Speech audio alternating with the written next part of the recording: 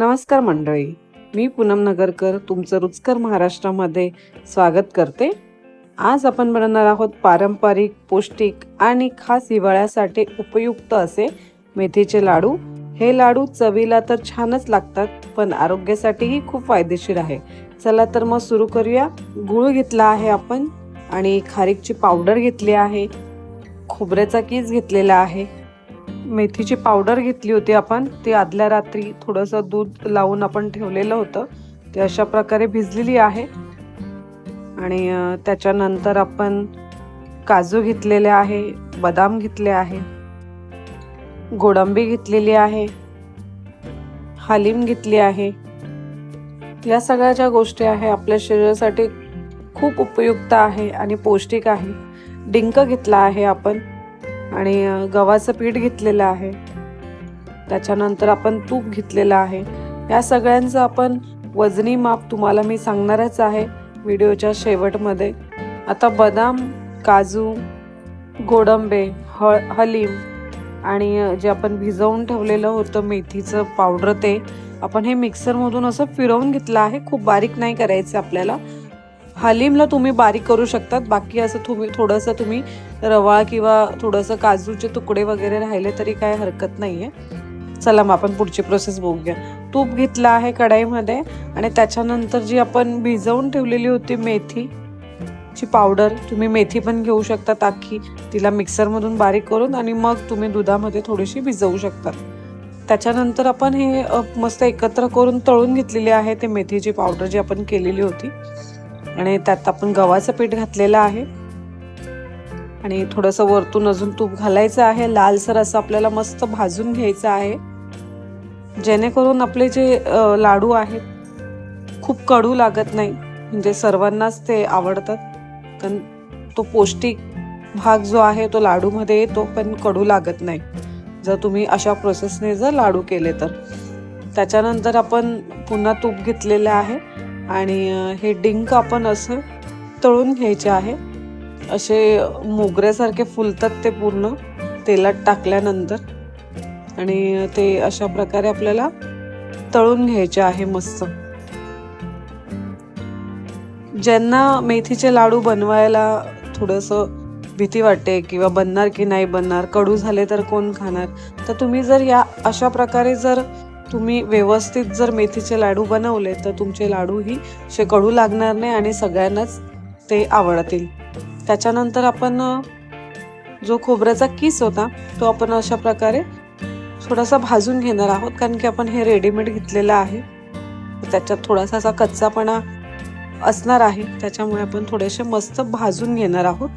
आणि जे अख्खे आपण नारळ घेतले आणि मिक्सरला बारीक केले तर त्याच्यामध्ये थोडासा काळवटपणा असतो त्या खोबऱ्यामध्ये, म्हणून आपण किस घेतलेला आहे रेडीमेडच असा। आणि तुम्हाला तयारी करून ठेवायची गरज येत नाही। जर ह्या सगळ्या गोष्टींची तुम्ही पावडर घेतली तर तुम्ही फक्त मेथीची पावडर आदल्या दिवशी भिजवायची आहे आणि त्याच्यानंतर तुम्ही ही सर्व लगेच बनवायला घेऊ शकतात। आता हे आपण खारीकची पावडर घेतलेली आहे, तीही आपण मस्तपैकी असे भाजून घेणार आहोत, थोडीशी तूप टाकून, तीही भाजून झालेली आहे। त्याच्यानंतर आपण हलीमची जी पावडर केलेली होती ती पण थोडी भाजून घेणार आहोत। ही तुम्ही शक्यतो बारीक करायचा जास्तीत जास्त प्रयत्न करा, म्हणजे दातांमध्ये ती येत नाही।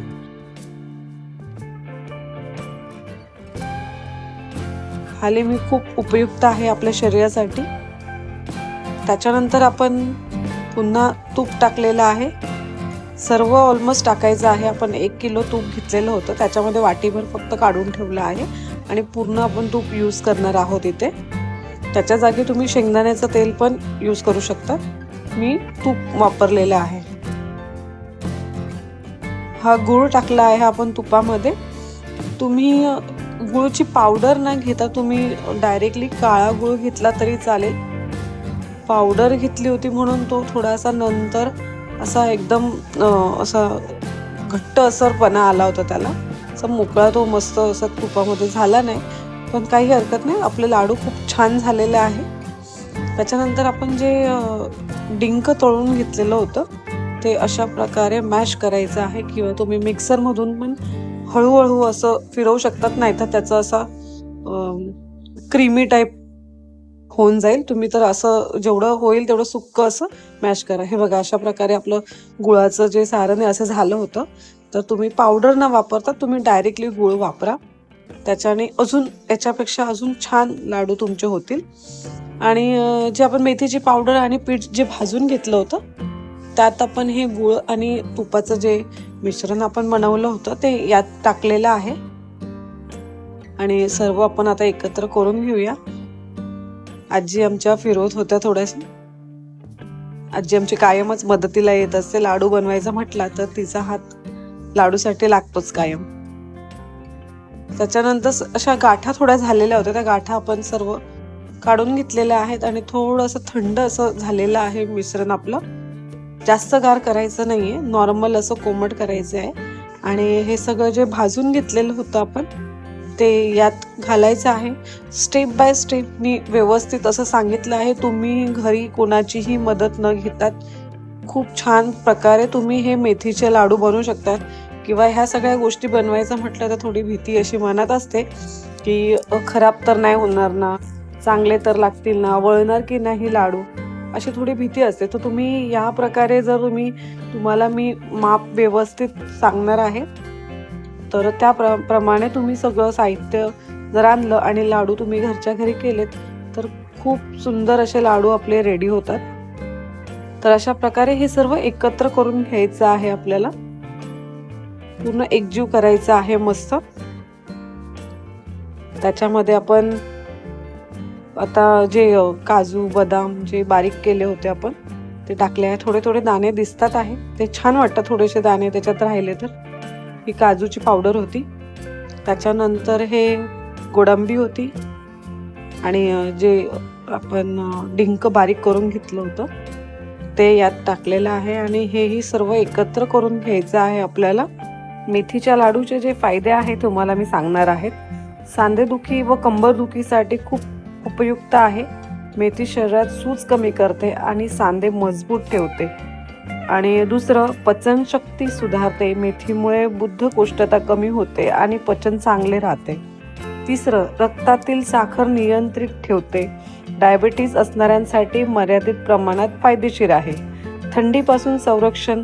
मेथी उष्ण गुणाची असल्यामुळे शरीर गरम ठेवते. पाचवा, प्रसूतीनंतर महिलांसाठी उपयुक्त. ताकद वाढवते आणि अशक्तपणा कमी करते. सहावं, हाडे व स्नायू मजबूत करतात. गोंद, तूप आणि ड्रायफ्रुट्समुळे शरीराला ऊर्जा मिळते. सातवं, रोगप्रतिकारक शक्ती वाढते व मेथीमुळे इम्युनिटी मजबूत होते. हे सगळे आपण मेथीचे लाडूचे फायदे बघितले आहेत आणि आपले अशा प्रकारे मेथीचे लाडू रेडी झाले आहेत. कशी वाटली तुम्हाला रेसिपी मला कमेंट करून नक्की कळवा. आणि जर रेसिपी आवडली असेल तर व्हिडिओला लाईक, शेअर आणि सबस्क्राईब करायला विसरू नका. भेटूया पुढच्या एका नवीन रेसिपीसोबत.